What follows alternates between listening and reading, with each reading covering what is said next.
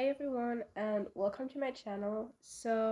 As you might hear, I kind of have a cold today, but since the Tortured Poets Department is coming out so soon, I thought let's take a look at the red flags that we missed on the Lover album. Yeah, so let's start. So the first thing I want to say is this is no hate to Joe Alvin at all. Like, we all know that Lover and Reputation were mostly written about him. I think he was a great guy, and I think whatever happened between him and Taylor, it was probably for the best. But he saved her when he was at her lowest, so just please be respectful to him, and I hope that whatever comes with the Tortured Poets Department, other Swifties will still respect him, because in my opinion, he's just a really nice guy. So personally, for me, the first red flag is in Lover, but the song. So if you listen to the song at first, it's like it's romantic, right? It's such a sweet song and everything. But well, when you look at it, the chorus is "Can I go where you go? Can we always be this close?" And I feel like that's kind of anxious, like she's not saying we'll be together forever. She's basically asking him, "Can we stay together forever?" And that's kind of heartbreaking to me because, in a relationship, I feel like you should actually be sure about, always being together or whatever. So for me personally, that's the first red flag. Anxiety. Okay, so the next thing, it's pretty similar. It's in Cornelia Street. So in that song, Taylor's like, "I hope I never lose you. I hope it never ends. I'd never walk Cornelia Street again." And that's also kind of the fear of losing him, right? I mean, as Olivia Rodrigo once said, the scariest part about relationships is that you always have something to lose.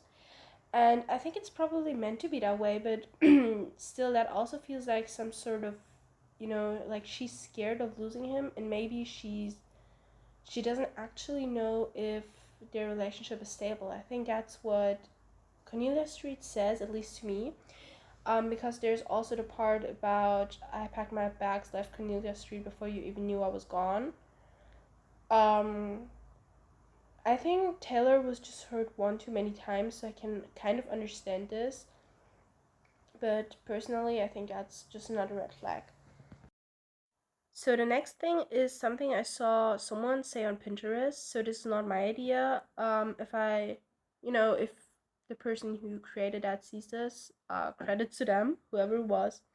So in Lover, Taylor says, "And at every table, I'll save you a seat, lover." And now you could think about it. Why would she save him a seat? Does that mean he's never there at the important events? And I think that kind of fits perfectly in the story because, I mean, he was kind of, I don't know if introverted is the right word, but he definitely didn't like too much spotlight. And people say the reason he and Taylor broke up was because, she was like getting all this attention and he didn't like it that much.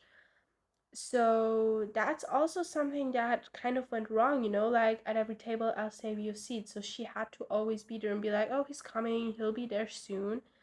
This is his table." But if, if everything would have been perfect, then he would have just been there.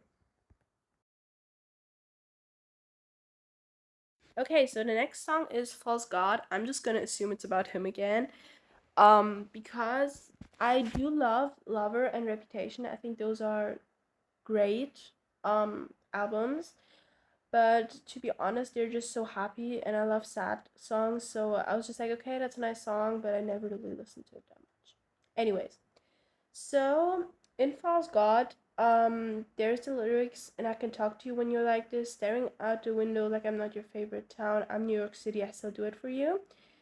Um, well, staring out the window like I'm not your favorite town.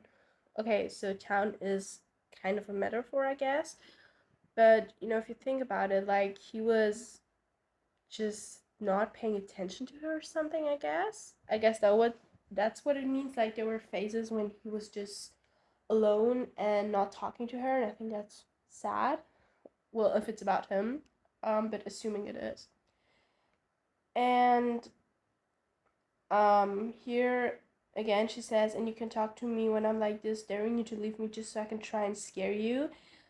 I I mean, I would definitely get mad if someone did that to me, but I don't know if it's that much of a red flag in your opinion. You can just drop it in the comments if you want to, but yeah, personally for me, it is one. Okay, so the next thing I noticed is in Daylight, she said, I once believed love would be burning red, but it's golden. Well, golden, I mean, that's kind of nice, because red is like passionate, but golden is just such a sweet thing if you think about it, like daylight. But light can also blind you. So maybe that lyric is just, representing how she was blinded and did not see anything negative because she was so in love with him. So the next thing is Afterglow. I'm gonna assume it's about him too. So Afterglow is about, like kind of the anxiety about a fight, like I think that's kind of what it's about. So if you look at that whole song, it's just um I don't wanna lose this with you. I need to say it's all me, just don't go. Uh, so that's kind of like they fought, which is I guess normal, but if did it happen like that often that she actually had to write a whole song about it? And yeah, I think that's kind of what surprised me a bit. And there's also in the bridge there's the tell me that you're still mine, tell me that we'll be just fine even when I lose my mind. So she was kind of like the one in the relationship like more showing her emotions, I think, or just like generally like more fighting, and he was, I guess, just giving her the silent treatment. That's kind of what I feel like. But again, it doesn't have to be right. And in my opinion, that's maybe also why she asked what the whole song is just like, tell me you're still mine, tell me it's going to be okay, tell me you forgive me. And I think that kind of fits, because if he was the one just being silent until the fight was resolved, then obviously she wanted him to say something like, I still love you, it's okay, it happens, blah blah blah. And I feel like that did not happen. I don't know. I think at some point maybe she apologized. Maybe I really have no idea what happened between them, so it's kind of awkward talking about this. But from the song, that's like the idea I get. So that was pretty much it. I can't think of anything else right now. If you have anything to say, just drop it in the comments. I would love to read your theories and everything. And other than that, have a nice day. Take care so you do not catch a cold like I did. And see you on my next video.